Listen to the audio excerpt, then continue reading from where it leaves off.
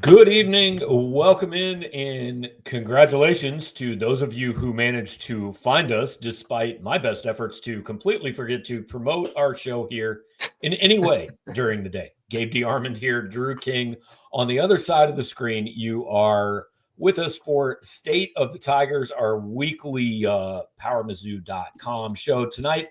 Talking Mizzou basketball, we're going to have Isaac Trotter from 24/7 Sports join us in just a little bit to explain why he did not rank Missouri as the best team in the best conference in the country. Drew is right there. Before we get into the show and talking Mizzou hoops, want to remind you to get in touch with our friend and both of our insurance agent. That is James Carlton at State Farm Insurance in Webster Groves, Missouri. CarltonInsurance.net is the website. 314-961-4800 is the phone number. Again, 314-961-4800. James has a full office of people ready to take care of you, get you the best deal he can find on insurance. And if you just call him and get a quote, no obligations, but get a quote, tell him you heard about him on Power Mizzou. He is going to make a donation to Missouri's NIL efforts and attempts to win more football and basketball games. So that is good for everybody. Drew, what's going on, man? How you doing? Surviving, Gabe. Staying warm. Yeah, it's still cold, but we're surviving. It was warm over the weekend. Well, I used the term warm relatively. It was not miserable over the weekend. It was back to miserable today. I mean, this weekend would have been like the lowest it gets in Texas, where I'm from. So like, it's still like pretty unbearable for me. Yeah, I mean, if you wanted warm in the winter, you took the wrong job and moved to the wrong place. I don't know if I informed you of that, but I apologize. So Mizzou beats Vanderbilt on Saturday. You know, we did a show after that. Feel like we broke that one down. But here's where I wanted to start tonight. If I had told you on October 1st that Missouri would be 13-3, 2-1, with a win over Kansas, and with the only 3 losses to top 50 teams, you would have given that the first half of the season a grade of what? Shoot, A to A plus. I mean, yeah, you really couldn't do that much better. I mean, now that we've seen it, we know they can do a little bit better, right? Probably let the Memphis game slip away. Illinois game was probably winnable too, but that win over Kansas and starting SEC play 2-1, like, I don't think you could ask for much more from this team realistically. Yeah, I agree. Like preseason expectations to now, I would have said A. Yeah. What we've seen, like you said, almost feels like a little like they left a bit out there. So like A minus, but I don't feel like it's fair to go back and think and change what we thought they were coming in. And I think I had them pegged for 17 wins before the season. I think you were kind of right in that same range with me. I think both of our opinions coming in was this is a team that if everything goes right can make the tournament, but probably realistically is going to fall a little short. Yeah, I think that's fair because I think I had them like right on the bubble and maybe even needing like an SEC tournament win to get into the big dance. But it's looking more and more like we've talked about this all season, and I'm curious to see what Isaac said. Like the tournament is the expectation, right? Because you got off to about the best start that you could have envisioned for this team, right? So there's still a lot of season left, but I think this team has really lived up to the potential that it had coming into the year. I think, and do want to invite you guys. We already got the chats already going. Comments, questions, anything you want to throw in there, and certainly we'll get to it throughout the show. I'm torn on this. Like the tournament's the expectation. Is that I know that's their expectation. Mm-hmm. I know now at 13-3, that is probably the expectation of fans. Is it now your expectation? I'm pretty on the fence with it too, just because of how good the SEC is this year and how many good games that they still have left on their schedule. But I'm getting awfully close, Gabe. I will say that. Okay, I want to address Sam's question real quick, and then we'll get back to this. Do you see any similarities in this Florida team to the Mizzou team that won the Big 12 tourney and ended as a 2 seed in March? Like it. So Florida is the opponent tomorrow night, and Drew, you know more. You've probably seen them more than I have. Know more about the individual personnel. Like just looking at the results and looking at what they've done, they're a lot better than I thought they were going to be. Yeah, like they're legit, top 10 in the country. Good. Yeah, maybe even top 5, right? Like I could see this being a Final Four team just because they're so well balanced, Gabe. There's really not a whole lot of holes to their game. Todd Golden keeps a pretty short bench. He has his top 8 and doesn't really go outside of it too much. But like their guards can all shoot and finish at the rim. All the bigs rebound and play defense. They don't really go after turnovers, but that means that they're usually in a good position defensively to contest shots. So the shooting percentages against them are really, really low. So yeah, it's going to take a really, really good performance from Missouri tomorrow to get a win on the road. And we'll get into a little bit more about what that would mean, but I want to go back to the tournament being the expectation.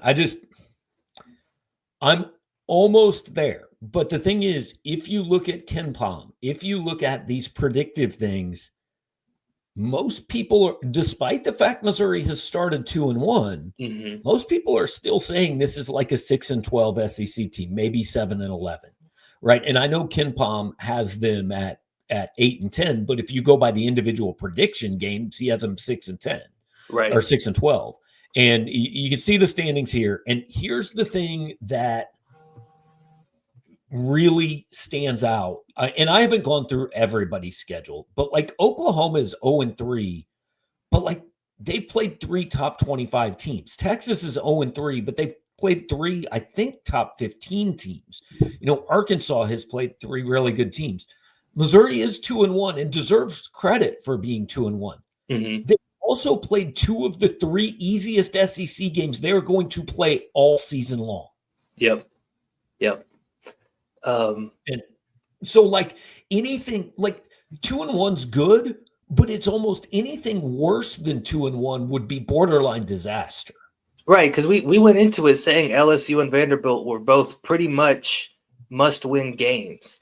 And so, like we said, they deserve credit for winning those, but there are a lot tougher opponents on this schedule too, right? You get Texas, but it's on the road. You get Georgia, but it's on the road. You've got 2 games against Arkansas, 2 games against Oklahoma. These are all teams that are, I think, right in the mix on the same level as Missouri. And Missouri's going to need to win 5 or 6 of those games that they have against those opponents. I made the point in 10 Thoughts this morning, and look, I'm sure you realized this because you've been paying more attention, and Ray, appreciate the super chat, man. You've gotten more into kind kind of, we'll get to your question in just a second. You've gotten more into obviously looking down the road a little bit earlier than I have, but this strikes me like Missouri's football schedule a lot in that it by no means is it an easy schedule, but for being in the SEC, it actually kind of is because you do get Arkansas twice. You get South Carolina at home. You get Oklahoma twice, which right now looks a little bit questionable. I mean, the best team that you play twice is Ole Miss, which I know is 23rd right now, but like I think most people think that's probably about the 8th best team in the SEC. Yeah, I think that's right. I don't think they play them twice though. I think they just do they not play Ole Miss twice? Okay.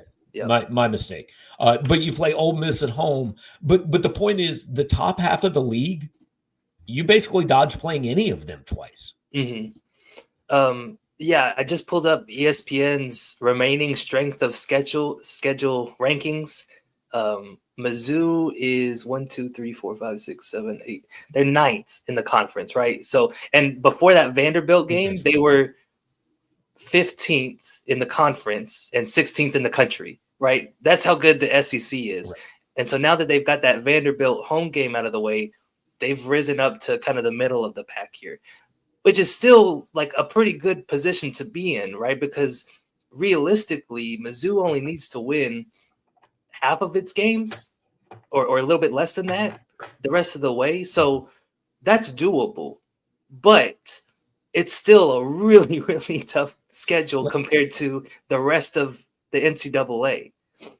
Yeah, we were talking after the game on Saturday to get to what we feel is good tournament position-wise. They need to be, and Blu-ray pointed out, it's not Ole Miss they get twice, it's actually Vandy. So they get Vandy, Oklahoma, and Arkansas twice. I mean, those are maybe 3 of the 5 worst teams in the league. So you can't ask for a lot better than that. But they need 6 more. That's kind of where we've set the bar.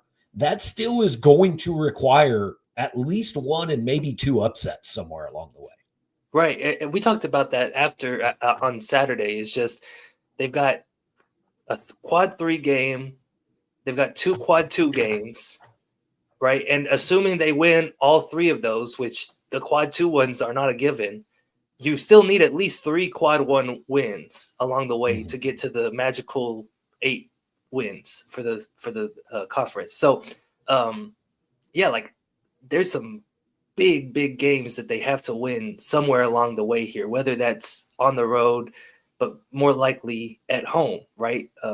Because we've seen like road games ain't going to be easy in this league. Right. And so now tomorrow night is one of those that like, look, if somehow that happens, then yes, then that changes everything. You go win at Florida, the tournament's absolutely the expectation. And then like, it's almost like, okay, hang on, let's start talking about what the ceiling is, where this team could be seated. You know, that's how big, like at Florida, at Tennessee, even Alabama at home, like those are the type of games that right now I'm just putting in the loss column, where if you flip one of those, I feel like we're on election night, right? If you can just flip this one, then that changes your whole path to 270.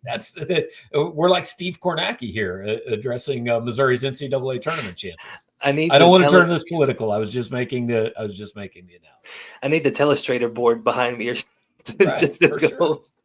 No, but you're absolutely right. And that's kind of what the Kansas game did for them, right? Because they realistically needed one of Memphis or Illinois, and they didn't get either of those, but they did get Kansas.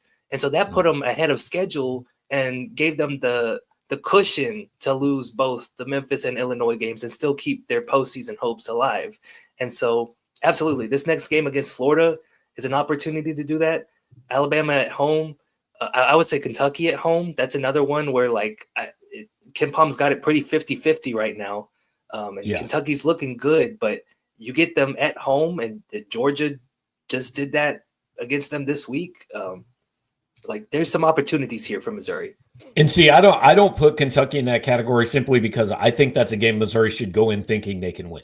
Like that's not one that I'm going, that's in the almost like at Tennessee, at Florida, Bama at home. Those games I'm going, Yeah, it would take a heck of a confluence of circumstances to get there. Kentucky, obviously Kentucky's a good team, but I just view that as a little bit more winnable. Even the other one I'll throw in there at Mississippi State. I was going to bring that that one up. Category of like that's pretty tough for me to draw a path. How has your opinion of Mississippi State changed recently, Gabe? Has it changed at all? No, yeah, it absolutely has. I think they're in that, like they're definitely in the top half of the conference to me. It's Auburn. Like if you look at these standings right here, Auburn, Alabama, Ole Miss, Florida, Tennessee, Mississippi State, and Georgia are the top 7. Ole Miss to me is not a surefire top 7 team in this league. Mississippi State is. Yeah.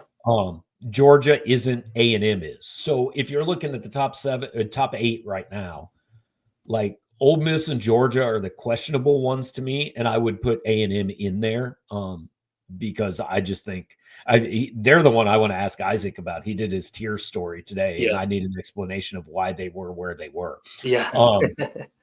Before we bring Isaac in a few minutes, I do want to get back to Ray's question. Ray had dropped us the super chat and said, where does this basketball recruiting class stack up against the best?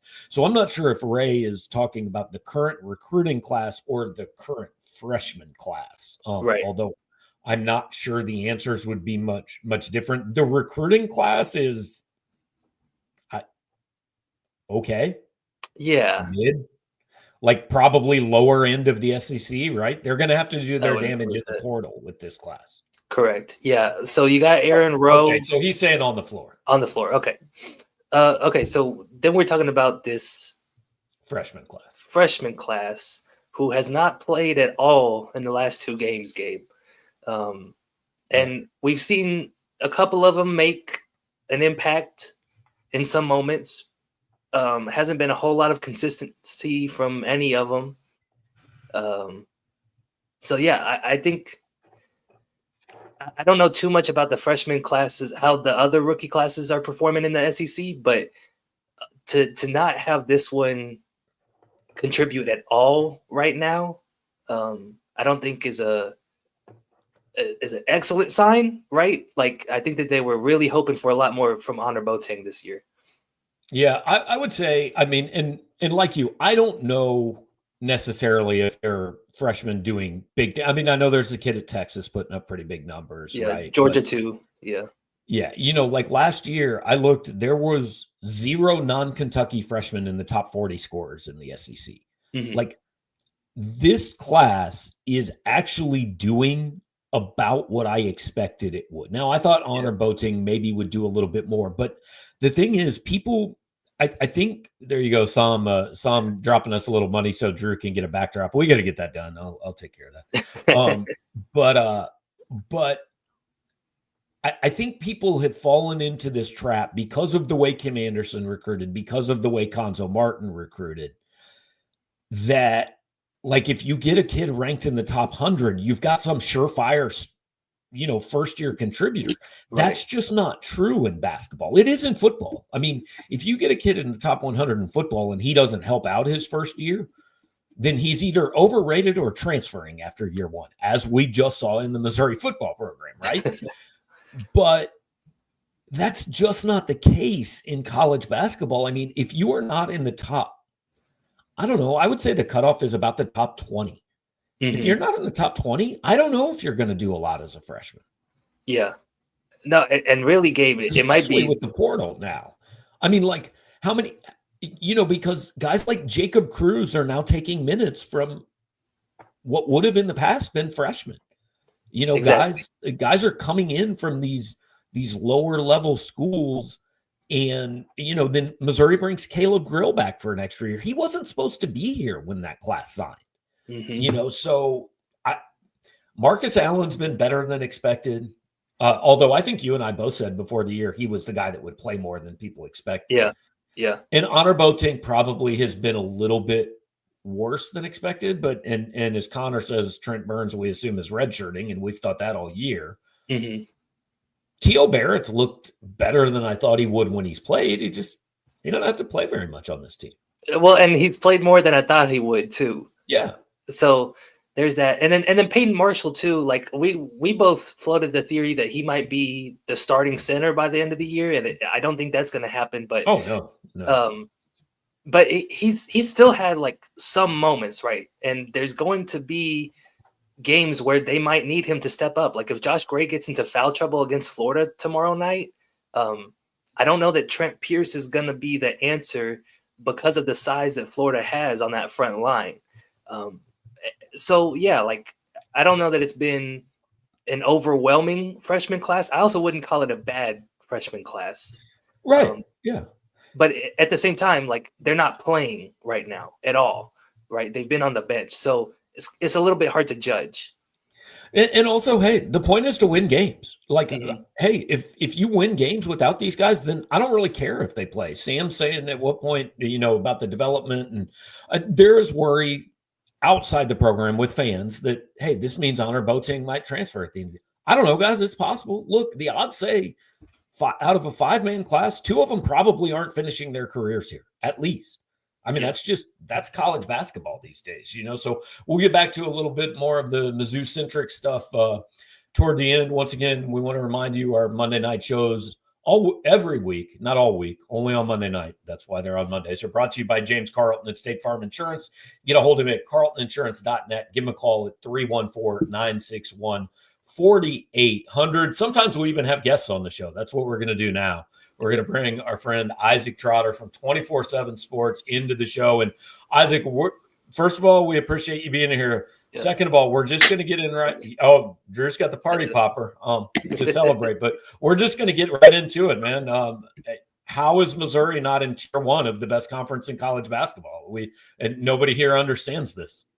No, that's a great question. I think a lot of people are asking this. Many are saying this about the best league in college basketball. But no, I as I was kind of preparing for this, I watched that Vanderbilt game again, and I'm like, man, was that first half maybe their best half of the season that they played in a while? Like it was, outside of the Kansas game, like there were some moments there in the first half. You're like, this team's starting to feel itself a little bit, and the pieces are starting to make a lot more sense, and that's pretty encouraging moving forward. And it was one of those things where I come out today with like some of my tears. I'm like, maybe they are a tier 3 team where they're like absolutely 100% going to make the tournament. I don't have to worry about it. Like on Selection Sunday, they're in. So I've done this tier thing in the SEC a couple times, and I generally say, like, I think there are 6 teams in this league: Auburn, Alabama, Florida, Mississippi,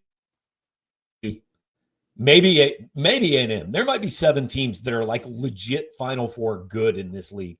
That's tier 1 to me. And then tier 2 is everybody else except LSU or South Carolina, because on any given day in this league, depending on where the game's played, I don't know if the 12th place team or the 6th place team is going to win. No, that's a decent point. I would say my one pushback is I'm having a hard time getting in on Texas A&M. Like I really am. Every year with them, I feel like it's the same recipe every time. It's like we're going to take horrible shots. We're going to offensive rebound like heck. And we are going to try to win the extras. And even though we can't shoot, we're going to play really good defense, but we'll give up some threes. Like it's the same thing over and over again. And we love it though, Isaac. We love it. We love it. Do we? It's like I feel like I'm walking into the same scout every single year with Texas A&M, and it's like I feel like I know how this story goes. You know what I mean? Like I know how this story goes. They are old, they're experienced, they have good guards. Like I get that stuff, but I don't think their recipe for winning games is going to win, go on a deep run in March when it's like, oh, well, we're going to shoot 22% from 3 today, but hopefully we get 17 offensive rebounds and hopefully they miss their open threes. And it feels like you need a lot to go right for you to continually win some of those do or die games. So I'm fully on board with Texas A&M, like shoving it in my face, but that's where I'm at with the Aggies right now. That's why I don't have them as high as some others might. Drew, Isaac feels about Texas A&M basketball the way I feel about Texas A&M football. You tell me anything you want before the season. I know what you are, and you always end up as that. That's fair. So, Isaac, how much are you factoring in that Wade Taylor hasn't played the last 2 games? Because I feel like they could have pulled off that upset over Alabama with him healthy. Agree or disagree? No, I agree with that. Again, it's part of it is I'm not the biggest Zurich Phelps guy. I think we kind of we have a big sample size of what this looks like as a lead guard. So I agree with you. I think a different version of Wade Taylor gives you that different gear, because sometimes I feel like his tough shot making, like he takes, again, some of the worst shots in college basketball, but when they go in a few times, you're like, well, I guess he's earned it. So he is one of those guys where I feel like, again, his career has been a lot of the same, but for the most part this year, I mean, what is he up to?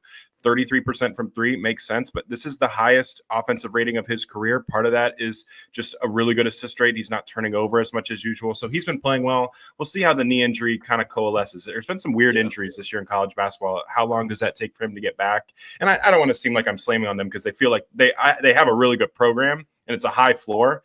I just am not sure if the ceiling is quite up to the par of some of these others in the SEC. Perfect segue with the weird injuries. How much does Janai Broome, however long he is out, change this league? Because to me, and Missouri caught them at the worst possible time, right? Let's start conference play with the toughest game in the league. How different are they without him? So it's obviously a loss, but I still think that this group is as deep and as good as any team in college basketball because of the depth. I think Dylan Cardwell is a guy that if he was at any other program, we would probably be talking about him very, very differently. Elite defensively and drop coverage, elite rim protector, can really finish lobs. So Chaney Johnson has been one of their most improved players. I talk a lot about like that year 2 transfer jump of like, getting a guy is great, but keeping him for that second year is where you'd see some real strides. Johnson's really emerged as well. So I think they're going to continue to be fine up front. Like their recipe is like, hey, we're going to destroy you at the rim defensively and offensively. I think you can do a lot of those things, but I think the guards have to step up. And I think it's Tahad Pettiford's going to have a little bit more. Denver Jones has to have a little bit more on his plate. Chad Baker-Mazara, I think, is criminally underrated nationally. Like that guy is a complete stud for what he does defensively and off the bounce as well. So I think Auburn's honestly going to be fine. I was looking at their schedule, though. They're not catching Mississippi State at a great time. I think that game's tomorrow. Mississippi State is a really, really good team that I've been super bullish on. Then they go on the road to Georgia. Then they get Tennessee again at home. Maybe if you can get him back by Tennessee at home, that would be great in 2 weeks. But there's a real chance they could lose at home to Mississippi State tomorrow. That group is really, really good and highly motivated after kind of letting one slip away against Kentucky at home this weekend. Drew, go ahead. Oh, my fault. So Isaac, there's a bunch of teams that have started off 0-3 in SEC. Which of those are you feeling the best about? Which one of those do you think it's more of a schedule problem than it is a talent problem? Man, that's a great question, because I've been selling Oklahoma for weeks. And so the fact that they started 0-3 isn't super surprising. Arkansas, I think Arkansas is probably the right answer to that, just because I think this group still has a lot of progress to make. Defensively, I think they're a good team defensively. Like deep down inside, I think they can actually guard and give some teams some problems. But offensively, like they're stuck in the Stone Ages right now with some of the offensive sets that they're running. It feels very reliant on Boogie Flan to kind of do everything for them in the half court. And it's like, okay, if we can't score 25 points in transition, like fellas, we're not going to touch 60 tonight. Like that's like that type of basketball is really hard to win in an era where, scoring is up. People are shooting way more threes than ever normal before. Like this is on pace for the most efficient offensive season in college basketball history. So Arkansas, I think, is probably the right answer to that, but they have to figure some things out. Janelle Davis was a big time transfer portal get, and he hasn't been able to get going because no one throws him the ball sometimes. And then when they do, it's not been great. Like I joked with somebody, like I should cut up film of like Janelle Davis like asking for the ball and not getting the pass on some of those possessions. Like that's just how it's been there. So I think they can figure some things out. Flan's really good. Adu Thiero is super talented. Yeah. And if Jonas Adu inside, I think they got to start scheming more touches up for him to get it going offensively. Because again, their half court offense is like Boogie Flan, save us, please. So I know that Drew knows, because he's the one that told me that this is the first time Cal's ever been 0-2 in SEC play. Do either of you guys know? And I hope this isn't Isaac's tweet I'm referencing, because I saw it on Twitter. But do either of you guys know the last time John Calipari started 0-3 in any conference? I don't. This has to be a UMass joke, right? It was year 1 at UMass. It's the only time in his career. They started 0-6 his first year at UMass in like 88, 89, and he has never been 0-3 since. It's crazy. But again, in this league, it's like, all right, like, did you really? I mean, they gave one away, right? Like at home, you got to beat Ole Miss. But like for the most part in this league, it's tough. That's the same thing with like Texas. It's like, welcome to the SEC. You get Auburn and Tennessee in back-to-back days. Like, good luck and best wishes, buddy. Well, hey, that was a kiss because of the football schedule Texas got from the SEC. So, all right, so let's bring it back a little bit to Missouri, and I want to do that by asking your opinion of their opponent tomorrow night. If there is any team that is significantly better than I thought they were going to be 3 months ago, it's Florida. Now, maybe I just was not paying attention to Florida, and maybe I should have expected them to be this good, but why are they as good as they've been? They have a recipe that works. Their rim defense is absolutely phenomenal. Teams are shooting like 51% at the rim against them. They have 4 bigs that just rotate in and just cause havoc and are really great role players. I think Alex Condon's probably a pro. But the reason why they're excellent is because of these guards. You know, Walter Clayton Jr., again, I don't want to reiterate again, but the year 2 transfer jump is really, really good. And Walter Clayton Jr. is playing like an All-American. And Elijah Martin out of FAU has been outstanding. You know, he was a guy that I wasn't super high on coming out of the portal, mostly because I didn't realize how injured he was last year. This year, he seems like completely back to his old self athletically, just violent jumper, like super explosive. And he is their best perimeter stopper. Like he's like somebody that they just put on the top lead guard and he just turns their water off. So it's been a nice little strategy that they've had there because they have that elite rim protection on the back end. And then the guards are just freed up to just be super aggressive on the point of attack. And that's helped their defense. They're good on the glass. And, you know, again, their team, like a few teams in the SEC where they really want to score in transition. Sometimes in the half court, I still have some concerns about it if you slow it down on them and force them to run offense. But Clayton and Martin are just 2 unbelievable one-on-one players. Like they both are capable of going for 30 every single night. Not many teams have 2 guards at that type of caliber. Yeah. So you mentioned Florida being a really good rebounding team, right? And so far in SEC play, Mizzou has had the #1 defensive rebounding rate. So how fluky or realistic do you think that is for Missouri? And what are their odds of holding Florida off the glass tomorrow night? I mean, they don't match up poorly with them, right? Like if you're having lineups where you have like, you know, if you have Josh Gray on the floor, like he's probably taking one of those bigs. And if you have, you know, Mark Mitchell at the 4, he's probably taking the other Florida big. And then it kind of comes down to like these guards. Like I trust Gray and Mitchell for the most part to do their job boxing out and clearing offense or defensive rebounds. We'll see how Trent Pierce is. Like that's a big game for Trent tomorrow. Like those Florida bigs are physical, like, and they have just relentless motors. Like their second jumps are really good too. Like, and they're terrific cutters. They have very good synergy. Like sometimes we talk a lot about, you know, like the guards, but like the bigs, like they can do some big to big passing. That's interesting as well. And it's all tied together. Like I think for me, like I think tomorrow's probably a big Josh Gray day in the rotations. If you're trying to like line that up, I feel like he's going to have to be on the floor for 27 to 28 minutes if he can stay out of foul trouble, just because you need his physicality in the worst way against that front line. I'm just looking for Josh Gray to continue the 0 points, double-digit rebounds. I want that to go as long as it can possibly go. It's funny too, because like he's sneaky, super important without scoring. Like the dribble handoff stuff that they were doing at the top of the key, like he had a nifty backdoor pass to Caleb Grill for that layup. Yeah, like it's like you're starting to run some actions. You know, I'm not calling it Kentucky, but like Kentucky is really good at that too, where they like use their bigs that maybe they aren't shooters, but they clear space for shooters with those dribble handoffs. He's like sticking his butt out to nick the defender to create more space. Like it's smart. It's really smart. And I didn't think Gray had that in his game. I don't think a lot of people did when he was in the portal, of a guy that you could use as like a 5-out hub as a passer. And his playmaking has been sneaky nice and helped this group out a lot. Well, and it helps that he's shooting 100% from 3 this year too. Got to respect it. and 37% from the free throw line. So, Gray might be the guy for you, but like this team, I feel like, look, you pretty much know what Mark Mitchell is, Tamar Bates, what he has to be, Ant Robinson at this point, like you kind of know what you're going to get. Who's the guy on this team that you look at the second half of the year that takes them from maybe you're a tournament team to hang on. I actually feel pretty good about you and the guy that can elevate this thing. Part of me thinks it's Caleb Grill just because of his activity on the ball defensively. The off movement shooting that he brings to this group makes him an even tougher guard. Like that ability to he really has some moments where he can be a good to very good 3-and-D guard. And I think that's like another piece that they're missing because sometimes like with Robinson, like I don't love his point of attack defense. You guys have probably watched it a little bit closer than I have, but there are times where it's like you see him just get hit by screens and he's constantly kind of playing from behind. And it's like I like Grill's activity on the ball a little bit more.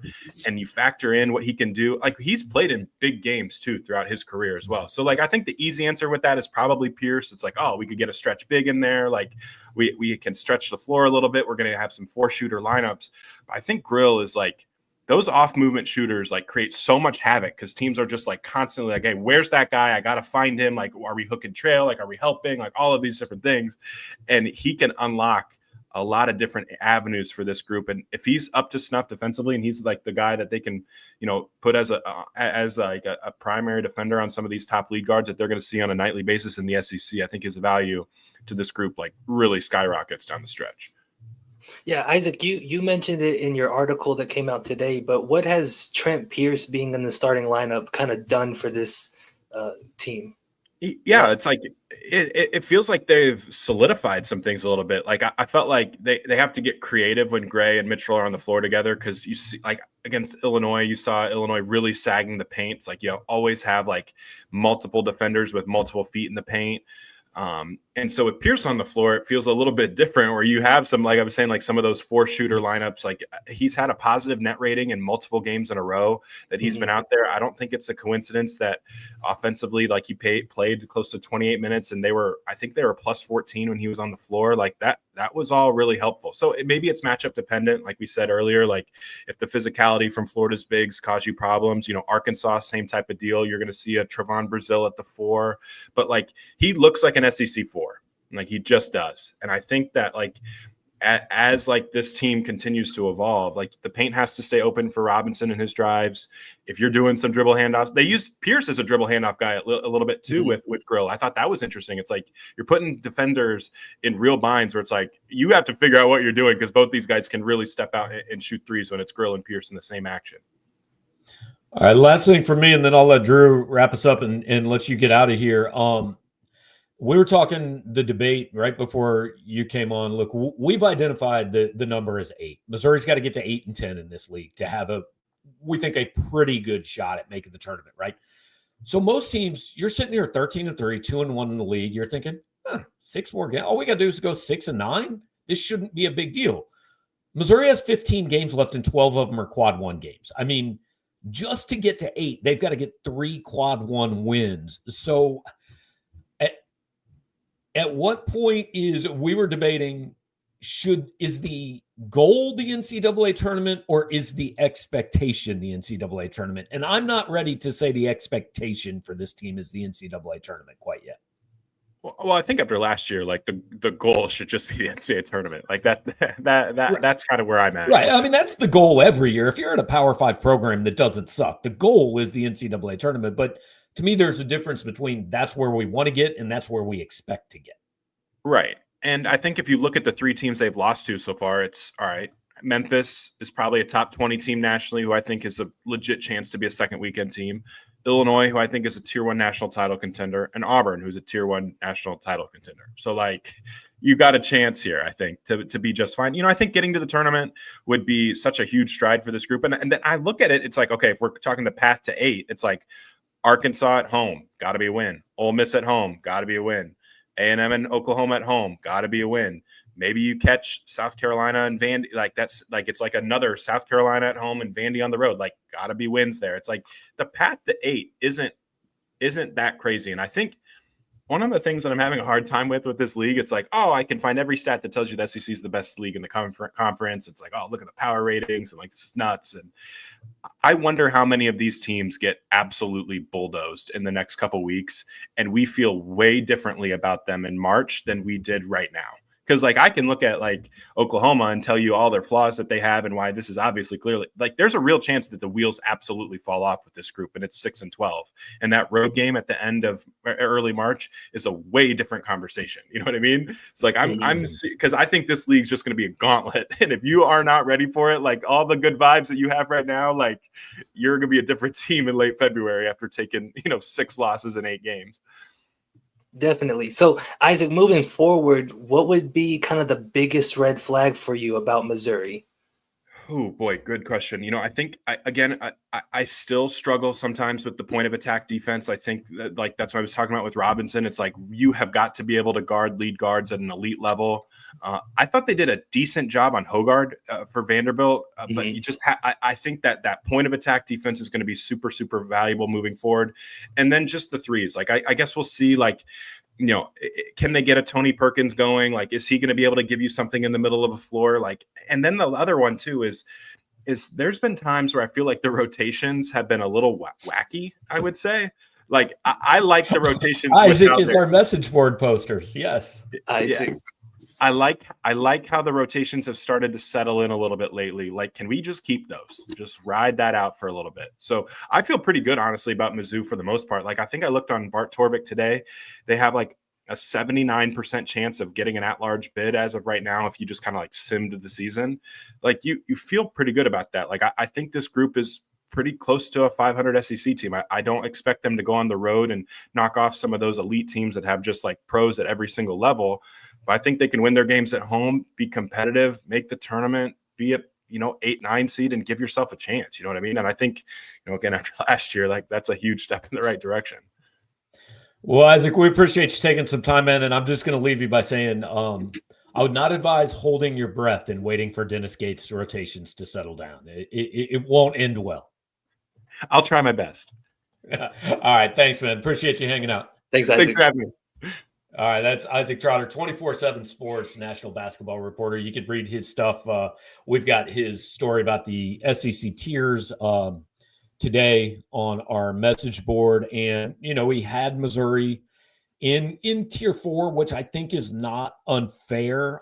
I could make the argument they could be a tier 3 team, but like I think they have to go prove it against somebody that's better than LSU or Vanderbilt, Drew. I don't think where they're at right now is unfair. Yeah, I think he's perfectly that's an acceptable place for him, I think. Because I don't know that they've really proven they're all that much better than Arkansas or Texas or Oklahoma. Like all of those teams have some pretty big wins on their resume too. So I think that they're probably right on that edge where we've been talking about them. Both of us think they're pretty close to having the tournament be the expectation.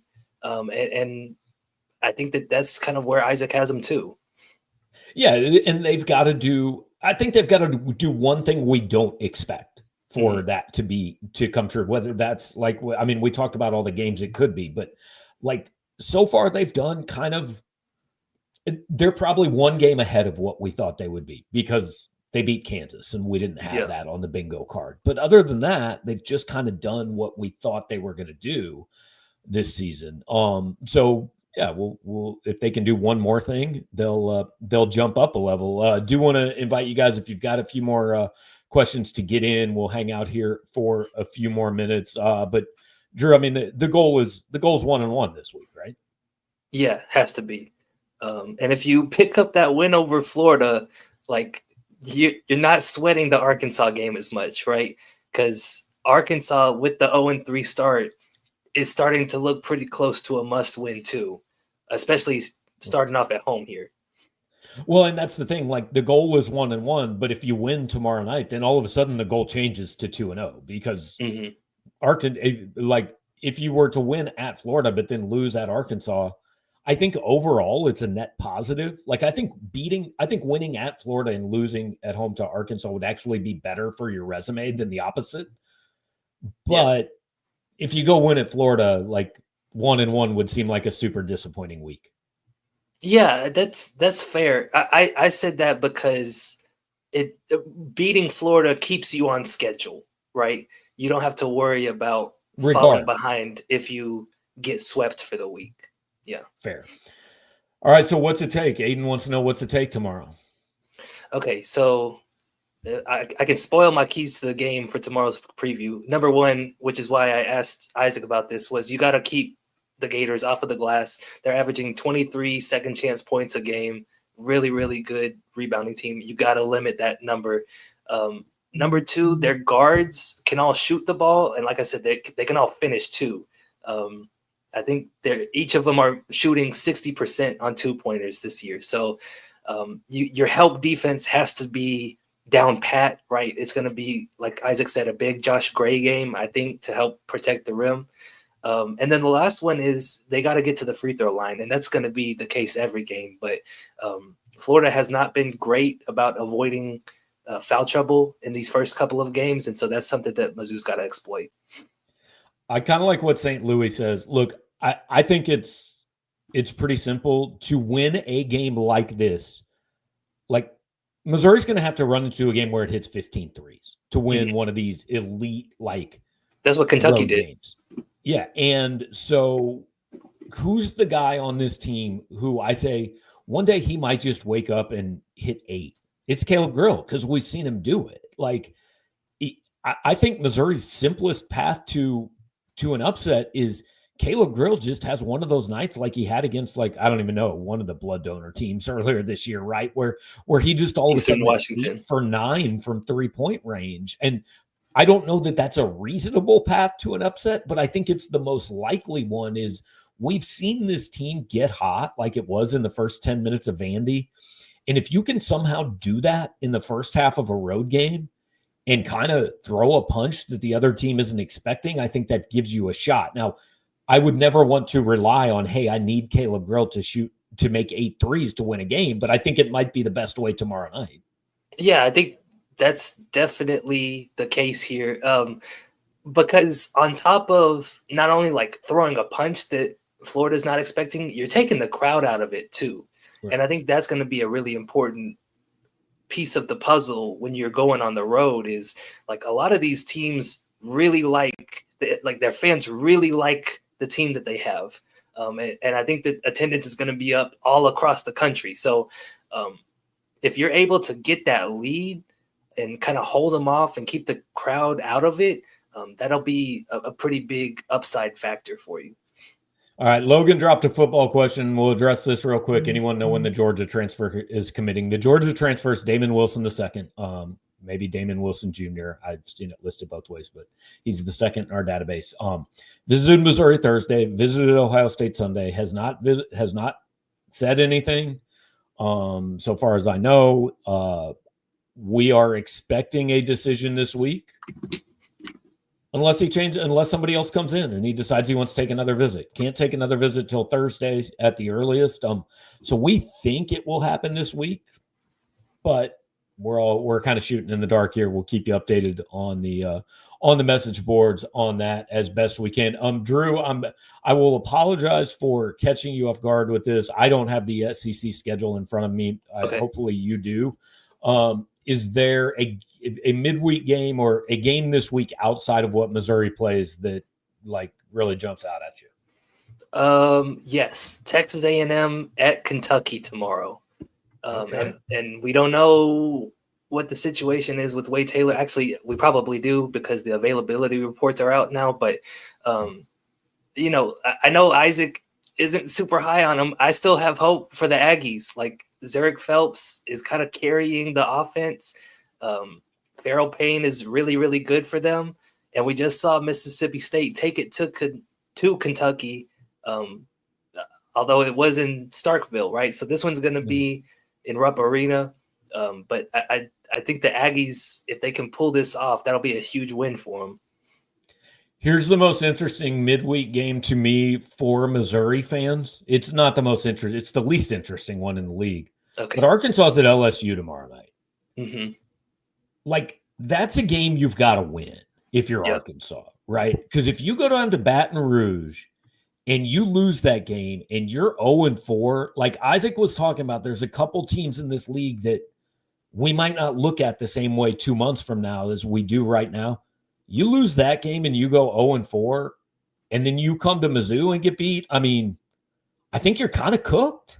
Yeah. Like, I don't know how you draw a path back from that. Yeah. 0-5 would be pretty difficult to overcome unless you just because who's going 9-4 in this league outside of like Auburn? Exactly.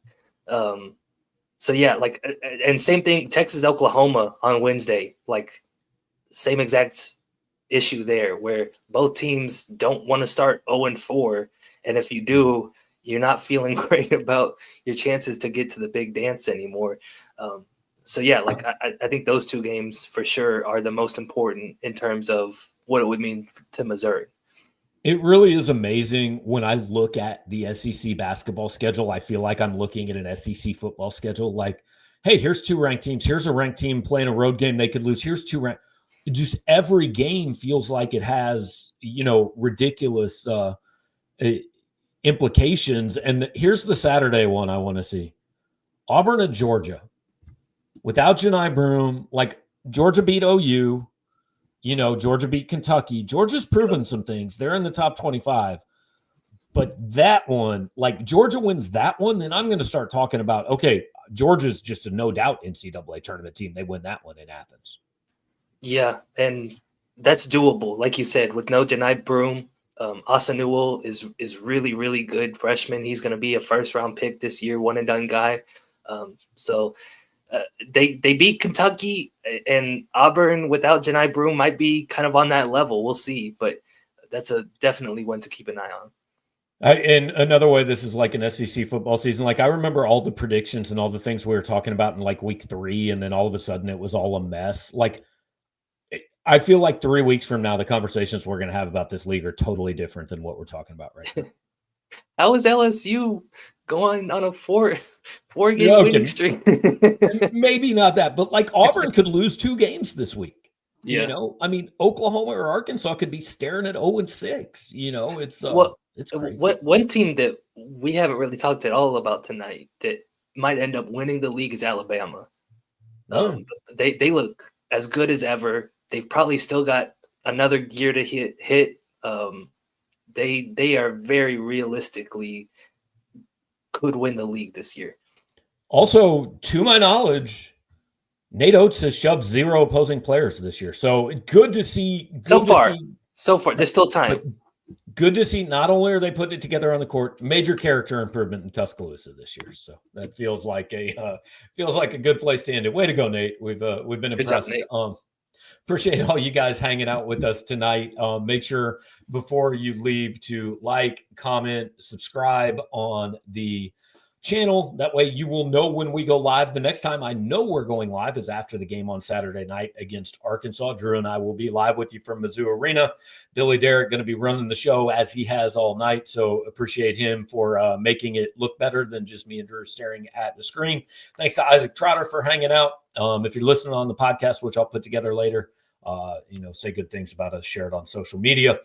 And as always, get in touch with our buddy, James Carlton. I was on the radio with James yesterday morning. He said very nice things about all of you individually. He picked out every person here and said, I really like that person.